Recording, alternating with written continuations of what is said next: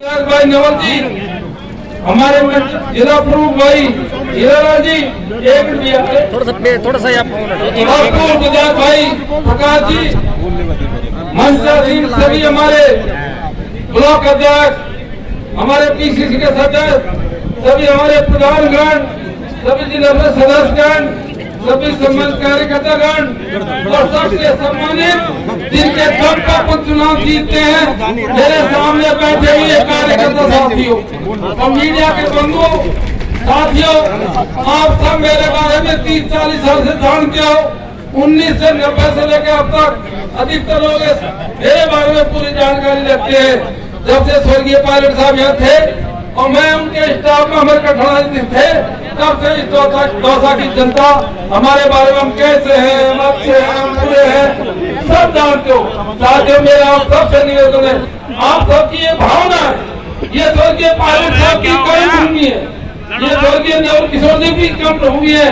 यह सम्मानीय सचिन पाठ जी सांसद रहे, यह सम्मानीय रवा जी सांसद रहे, और जब से परिसीम हुआ दौसा की जनता ये भूल गई कि सांसद होता क्या है।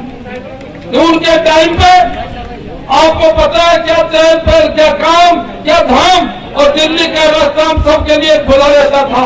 लेकिन पिछले 15 साल से आप खुद सोच सकते हो, कई बार हमारे नए बच्चे दौसा के कहते हैं अब आप विधायक बन गए तो क्या होगा, आप तो दिल्ली चल रहा हो, यहाँ क्या होगा।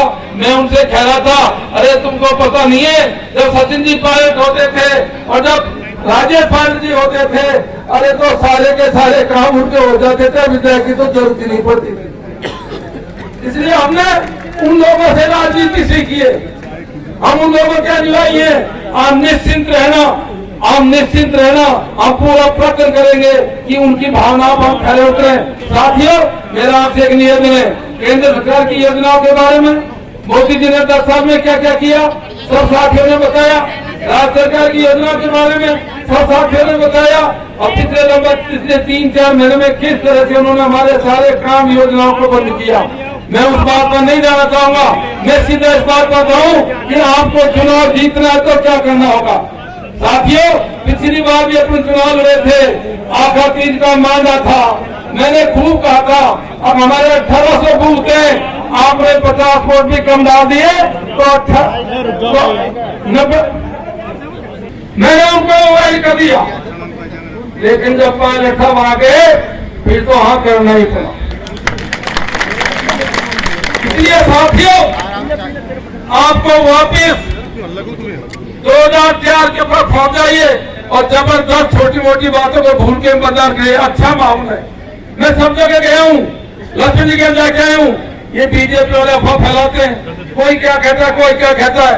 साथियों को यही ध्यान रखना, हमारे 450 ग्राम पंचायत है, मैं सब जगह नहीं पहुंच पाऊंगा।